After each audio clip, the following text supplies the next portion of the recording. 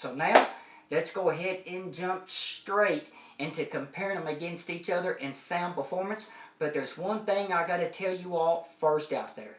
This is the 8300A. It does not sound exactly like the 6000A.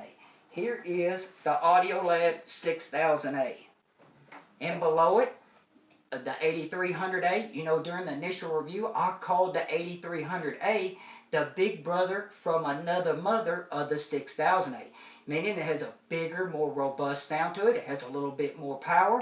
And I called it from another mother because it sounds different than a 6000A.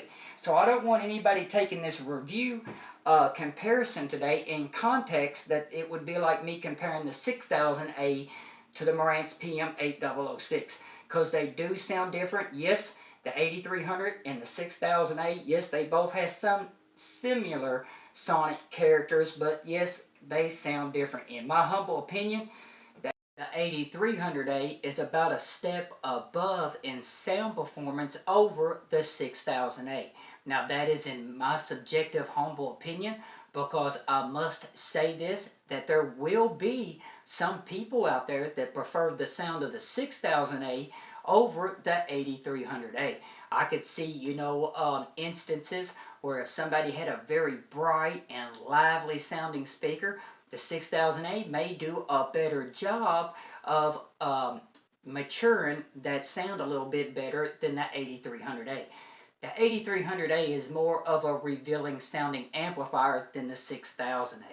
But anyways, let's get back into it. When it is time to compare the Marantz versus the Audiolab and sound performance, and I will go over their tonal character. But I want to tell you all straight up from the beginning that I have no strong bias towards either the Marantz or the Audiolab. For both of their price points, they do a great job of competing, in my opinion, with integrated amplifiers up to $2,000 US. That's right, y'all. I will take these integrated amplifiers and put them against any integrated amplifier up to $2,000 US. But both of them have taken totally different approaches to when it comes to tonal character and even sound performance. Even though the measurements and the specs would say they're very similar, they're not. But anyways, before I get into this, I do want to let you all know that I have used up to a dozen sets of speakers paired up with both integrated amplifiers to give me a better idea of the performance against each other. But not only did I listen to music, I actually watched movies also with these integrated amplifiers. Now on my community page, you will see I've uploaded pictures where I basically set up a 2-channel home theater system, meaning I'm just using 2 speakers. Now some of the music that I used, comparing the two against each other, it's a lot more than this, but it'd be an hour-long video if I went through all of them. Here's Agnes's and Julie Stone's CD, Down by the Way. Awesome CD, y'all. Oh, I love that CD. Susan Wong's MQA CD, Hybrid. I play the CD layer. I don't have a MQA CD decoder. And then here we have Michael Hedges CD. And then, yes, Jim Morrison. Y'all, I absolutely love the Doors. I mean, I can tune in and tune way out there with the Doors. And I tell you, that this one's a really good CD when you're testing for soundstage, because you're going to hear different things from each speaker, more so than most other CDs that I own. And some of the movies I listen to, y'all, because I want to get into this, Gatsby. I don't know if y'all ever seen Gatsby, but this is an awesome movie, and they play a lot of late 1920s music in this Blu-ray. And then we have Sucker Punch, a little bit more modern music played in Sucker Punch. And then here we have it, the Atomic Blonde. Now this plays a lot of like British 80s music inside of this movie. Well, when I was watching the movie, there was a lot of music. And King Kong, Skulls Island. A lot of 70s rock music plays during this movie. And last but not least, we have John Wick, Part 3, which has really fast tempo music in it, more new age. So now, let's go ahead and get straight into it, y'all. When it comes to the Marantz, The overall sound character, yes, it's on the warm side of neutral. It has a robust sound to it, especially to be rated at 70 watts. And it has that V-shaped sound curve, boosted bass and boosted treble. We're over here with the Audiolab. It completely sounds different. The Audiolab has a very transparent sound that is very uncolored. And it's very well balanced overall also, meaning no boosted treble, there's no boosted bass. It's just very well balanced overall. So one of the first things I want to talk to you all about is that full flesh and body sound overall. You know, the overall heft of the sound. And I would have to say that yes, the Marantz PM 8006 does have just a little bit more heft to it. Not a whole lot, but just a little bit more overall.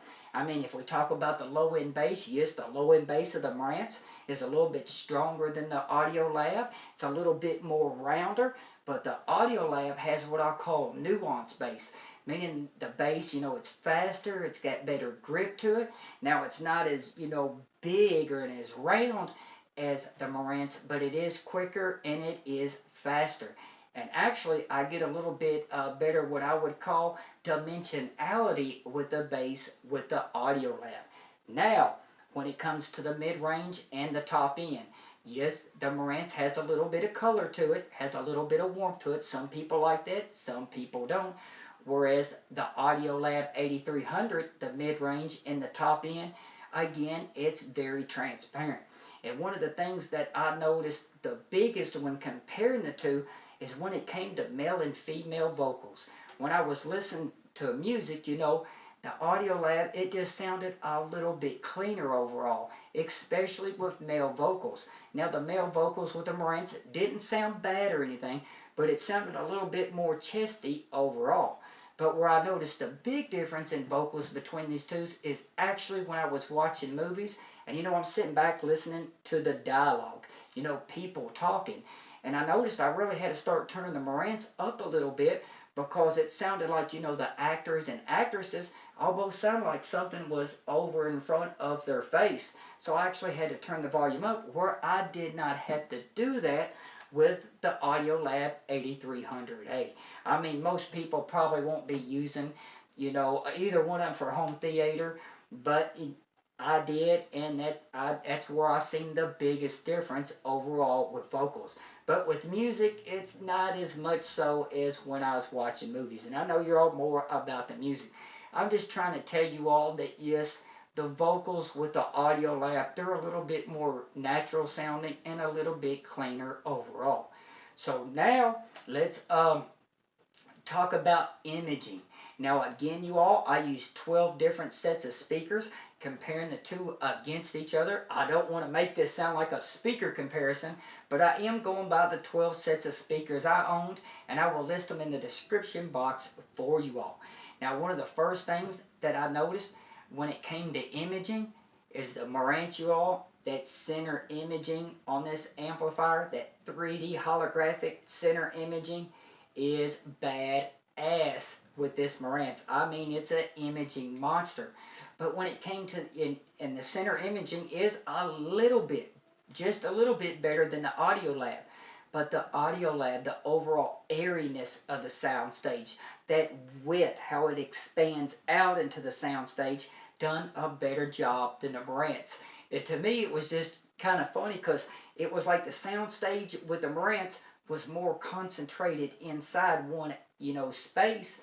Where with the 8300a, it was a little bit more open, maybe not as concentrated inside, because when I sit back listening to music or movies with the Audiolab, I could hear sounds just using two speakers in the front. I could hear sounds just lingering right here, you all. And with scary movies, when me and my girlfriend were sitting back watching a scary movie, we thought we were hearing shit in the other room.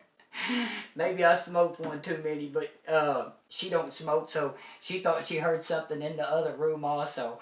That's when you know an amplifier is really doing its job. So it wasn't one that was better than the other. It's just the Marantz was more concentrated with that center imaging, where the Audiolab just was a little bit wider and had further better airiness overall. Now, when it comes to instrument separation, the overall performance. And how I like to go about this is, let's say we're listening to a orchestra, and say there's 10 instruments playing at a time. With the Audiolab 8300a, I'm probably going to hear 8 to 9 of those instruments playing at a time. Whereas with the Marantz, I may hear 7 or 8 of them instruments playing at a time. So in my opinion, yes, the 8300a done just a little bit better job when it comes to instrument separation. But when it comes to stuff like, localization of the artist and the musicians playing on that soundstage, I will say the Marantz does do a little bit better job of that localization. Being compacted in, where the Marantz is more wider overall. I hate to say one's better than the other, but it is what it is. Now, when it comes to dynamics, one thing about the 8300a, you all, is it has very, very good dynamics overall. I don't know if this has to do with it has a lot of output stage transistor. It has 8 of them overall. I read somewhere where John Curl actually said the more output devices that he was using in his amplifiers, it gave him a broader frequency range overall. I don't know if that's what it is with the 8300a, but I tell you all, it's got really good dynamics. It is better than the Marantz, but during my initial review of the Marantz, I said, the dynamics was okay. It wasn't really nothing special at all compared to other integrated amplifiers at its price point. I've been owning integrated amplifiers since 1990, so I've been owning them a long time. But when I compared the two against each other, I almost have a rethought on that. Maybe the dynamics are a little bit better than I thought they was with the Marantz than my initial review of the Marantz. But still, not as good as that 8300a. And at the end of the day, you all, it's just going to come to a matter of taste and sonic sound character of what you like the best. And it will come down to some features also.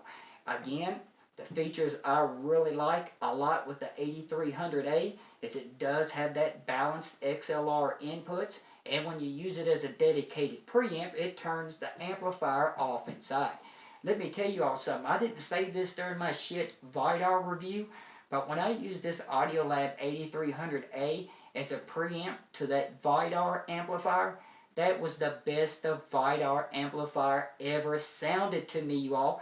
But I can't recommend a $1,700 integrated amplifier to, send a signal to a $700 Schiit VIDAR amplifier. But let me show you a 6-second clip of that so you can hear it for yourself.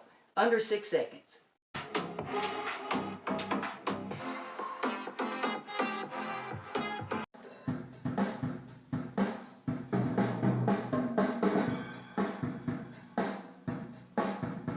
Okay, I went ahead and gave you all 2 sound demos that were very quickly of both integrated amplifiers for entertainment purposes only. I hope I don't get pinged on anything, but let's get straight back into this, you all, because I'm not done talking about the sound performance against each other. One thing I also want to talk about is what I call bass attack. That sudden impact, like when, a drumist hits his drums real hard, that sudden impact, that attack. Yes, the Marantz does have a little bit stronger attack overall. And it does a very good job with sparkle.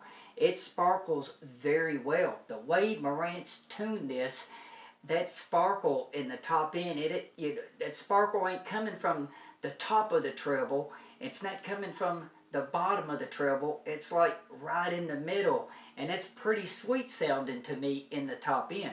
Now the Audiolab 8300a, yes, it does a great job at sparkle also. And again, the Audiolab is a little bit more airy, has a little bit more airiness to it, but the Marantz does have a little bit better sparkle overall. Now the Audiolab 8300a, in my opinion, it has a little bit better detail refinement overall. That's more likely from being very clean and uncolored sounding. But the detail refinement, in my opinion, y'all, it's almost what I would call hyper detailed. And yes, the 8300a is more revealing sounding than the Marantz PM 8006. but the Marantz does have more of a forgiving sound. Meaning if you're listening to bad recordings, the Marantz is going to do a better job of covering that up. But where the 8300A is more revealing sounding, you know, when you're listening to a good recording and you're listening deep into the music for those micro details and those micro dynamics, yes, the 8300A does a little bit better of a job overall. And you all, that is my comparison of the two. And I know one of y'all is going to ask me, hey TJ, which amplifier do you like better? And again, you all, I would probably have to do a coin toss if I had to choose between these two integrated amplifiers. I mean, I've been with Marantz since like 1991, 1992, when I got my first Marantz 2265B stereo receiver back in the day. I think it might have been 93, 91, 92, 93, somewhere around that period. I have been a huge Marantz fan. But you know, I've only discovered Audiolab for myself about 3 years ago. I've reviewed, I think now, 4 different amplifiers from Audiolab. And another thing I must mention real quick, when I compared these two against each other, I did not use the tone controls on the Marantz. I wanted to get, you know, a more pure sound from the Marantz overall, so I kept all the tone controls on 0. Now the Marantz does have a direct button on the front. You push this direct button and it completely bypasses what I call, you know, the tone controller EQ board inside the amplifier. But just like in my initial review of the Marantz, when I hit that direct mode, the Marantz sounded a little bit leaner to me overall. It did sound a tad cleaner, but it lost a little bit of its warmth and it lost a little bit of that robust character. And to me, it was better to, you know, leave that completely unmessed with and just leave the tone controls on 0. Because even with the tone controls on 0, I still had that, you know, heft to it and that warmth that I have come to know as that Marantz house sound. Or should I say the modern Marantz house sound. But anyways, yeah, I could not pick between the two. And it doesn't matter which amplifier I like the best. What matters to me in having these videos is finding out what you like the best. Until next time, this is TJ, the Stereo-Bargainphile. Happy weekend. Now, it is time to compare features, meaning I'm going to talk about the features that the Marantz has that the Audiolab doesn't have. And then I'm going to talk about the features that the Audiolab has that the Marantz does not have. Now, I have done a full video review on both of these integrated amplifiers. I've done one over features, but I had a couple subscribers ask me to do this. And like I've said from day one, this channel has always belonged to the subscribers. So I'm going to burn through this very quickly. So let's start out with the Marantz. What features does this Marantz have that the Audiolab doesn't have? One of the first things that you're all going to notice, here on the front panel, we have tone controls. Whereas the Audiolab doesn't have any kind of tone controls at all. But with the Marantz, not only does it have bass and treble tone controls, it actually has the mid-range tone controls also. And for a lot of people out there, this is going to be huge because they like to tune in their speakers. Me personally, I've never been a big fan of tone controls or EQing the overall sound. I always thought, in my opinion, you know, when the RIAA came out with these tone controls, it was actually for turntables. That's right, y'all, it was for turntables. When somebody was playing a record and it was snap, cracking, and popping like Rice Krispie treats, you could actually tone the high and low frequencies up and down. Now, in my opinion, I don't see nothing wrong with tone controls, but I've always believed that, you know, if I was using tone controls and I had to add or minus, you know, 2 levels, meaning this has a level from 0 to 10, meaning if I had to go to +2 or -2, then I probably own the wrong amplifier to pair up to my speakers to start with. But that's my own belief. I know other people out there are different. But a cool feature with the Marantz is it does have a pure direct button. meaning once you hit that pure direct button, it completely bypasses the tone or EQ circuitry board inside the amplifier. But you all, I noticed when I did this with the Marantz sounded much leaner overall. It didn't sound as warm, and it was just a little bit not as refined in the top end sound. Even when I left, the pure direct button off and I let the tone controls on all 0, it actually sounded better to me. It had more of what I would call that modern day Marantz house sound. Meaning it sounded a little bit warmer, had a little bit more robust sound to it all, and it had a little bit better refinement in the top end.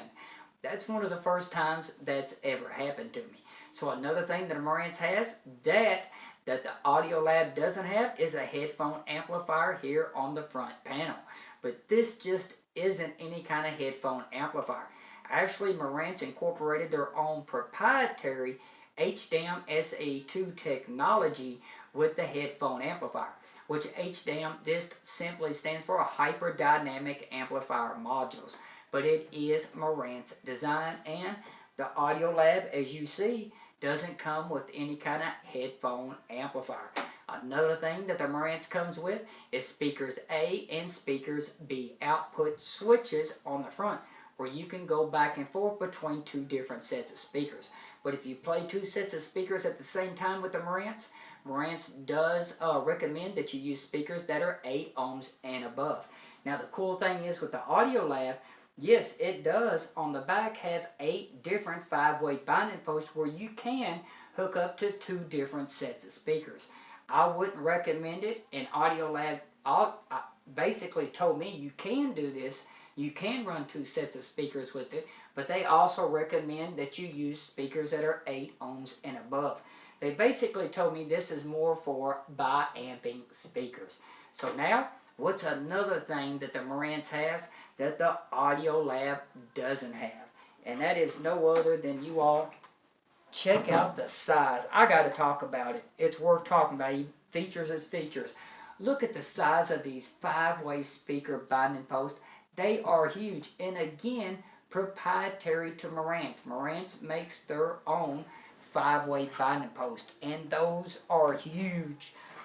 So that pretty much wraps it up with the Marantz. Now let's talk about the Audiolab features that the Marantz doesn't have. One of the first things you're going to notice, we have a display screen on the front. I personally like having a display screen, but the cool thing about the Audiolab is you can turn that screen off if you want to. I think it has levels from 1 to 8 of the brightness, and 8 would be the brightest and 1 would be the most dim overall. Another thing I really like about the Audiolab is all these, the rotary controls on the Audiolab, to me, feel much smoother than that on the Marantz. Yes, much smoother. Another thing the Audiolab has that the Marantz does not have, here on the front you see this push button. This will allow us to turn the amplifier onto standby mode and to allow us to turn it on. With the Marantz, this is an off and on switch. The only way to get the Marantz in standby mode is actually to turn it on and then turn it off with the remote. Then it will go into standby mode. But you can actually do this on the front of the Audiolab. One thing Audiolab is known for with a lot of their amplifiers is they have a main power toggle switch in the back. And I love this, y'all. And I love how they used so much shielding inside with the IEC with those leads coming in.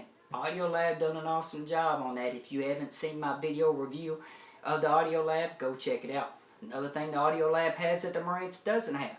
Over here, you all, it has 2 full range outputs, whereas the Marantz only has 1 full range output. But the biggest thing for me with the Audiolab, you all, is this fully balanced XLR inputs. I absolutely love this, you all, because it will help with any kind of ground loop or any kind of different noise trying to come into the amplifier that is different on the cables. It will actually kick it out. That's why they call this amplifier a different amplifier, because if it sees any difference, again, it kicks it out. Now, a lot of people are going to tell you, well, single-ended and XLR, they're about the same. The only time you need the XLR fully balanced inputs if you're making really long cable runs. And that is not true at all. I have used the fully balanced inputs against the single-ended inputs with the Audiolab. In my opinion, it sounds 3 to 5% better with those XLR inputs. I have 3 different DACs that have that fully balanced XLR outputs, and I'll tell you one DAC that surprised me with the 8300A was no other than the $200 Schiit Modius DAC. That DAC paired up so good with this amplifier. I was pretty shocked by that. I didn't expect it. But anyways, you all, that is about it of this video comparison today. The ending was requested by the subscribers, and like I've always said, from day one, this channel has always belonged to the subscribers watching. And I appreciate all your all's support so much. So for real this time, enjoy your all's weekend. And this is TJ, the Stereo-Bargainphile.